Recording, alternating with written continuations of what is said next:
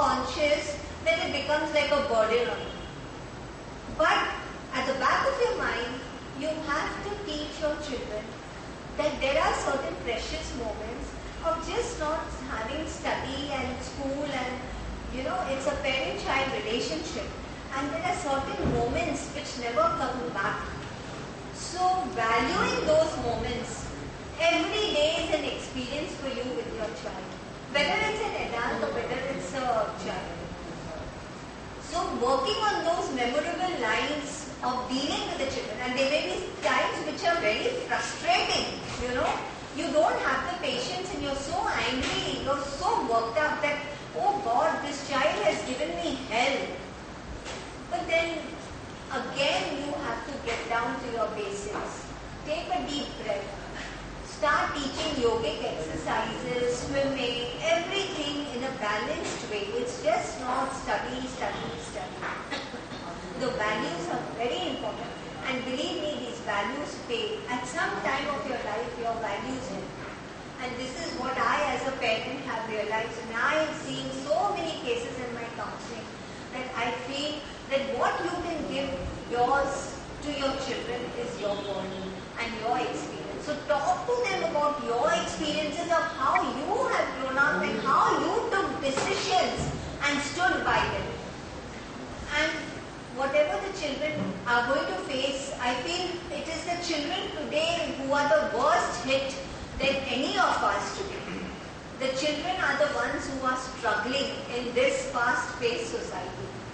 I think it is they who are going to go through a tougher time than we have gone. There's a lot of competition for our children today. And they are really the burdened ones if you go to school.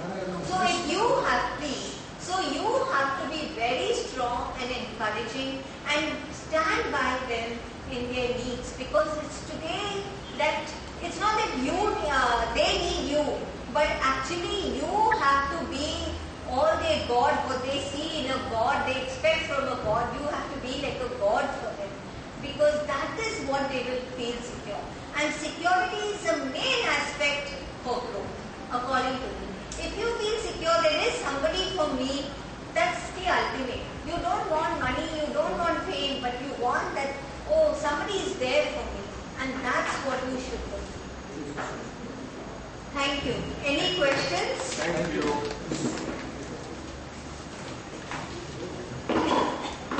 Any questions particularly? Sometimes we say he knows better. I have a 1-year-old and a 5-year-old. Yeah. Don't sleep is nice. I can understand. So I use that phrase very often at home. Yeah. And so it's actually what seems to be might not be God, but the child. I know. So how do you tell that? Yeah. You know what you can do is with a 1-year-old child doesn't still understand so much. But of course the cuddling and the affection you can show is only the sensing what a 1-year would feel more. But for that 5-year-old, you have to be more careful than you have to be with a 1-year-old. Because that child needs you more at this time, especially when he has jealousy feelings that my mother is giving so much time to my brother or sister and she's not available to me. The maid is giving time, the father comes back and cuddles a younger one, and this child is left alone many times. So instead, give him responsibility, and you even have the time to just move away from there so that the child feels that this is my possession. This is somebody whom I can care for. Give him purposely the responsibility. I'm just coming in 10 minutes. Just look after him. And you'll see that he won't hurt him, but he'll feel compassionate and he'll start showing his affection.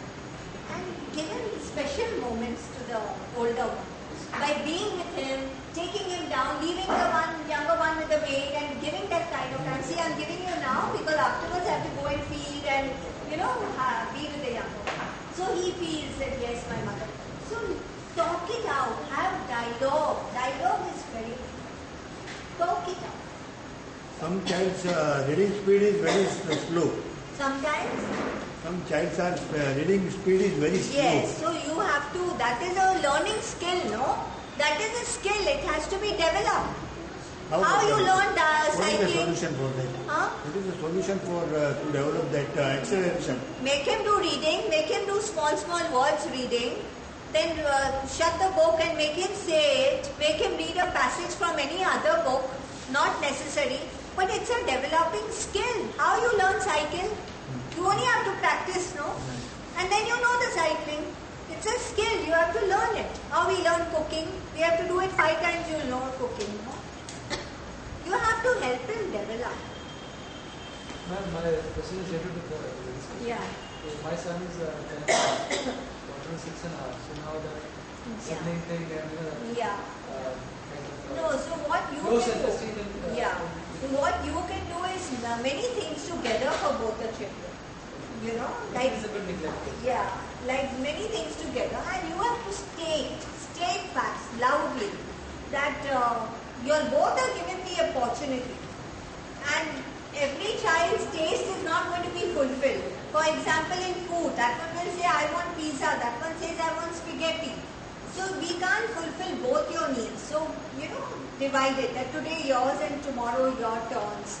So give them turns and say the choices are yours. Today only spaghetti is made. Your choice is made. But don't expect that every time you are going to have your choice. Somebody else's choice is also going to be. So if you want soup, or you can state your preferences, that today there is soup and sandwiches. This is what is made. So, the choice is done.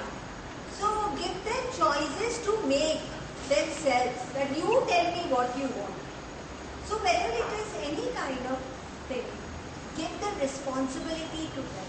Give them the choice to make. Let them make the choices and then you adapt. So they know that this, I only have asked. That kind. And see, Kalisa spoke about competition. Now from the nursery level itself, there is competition. Yes. So how do you handle the competition? No, competition you can handle is giving them proper training to do and accepting for how much they are able to do. You can't expect them and show them your disapproval if they are not able to achieve.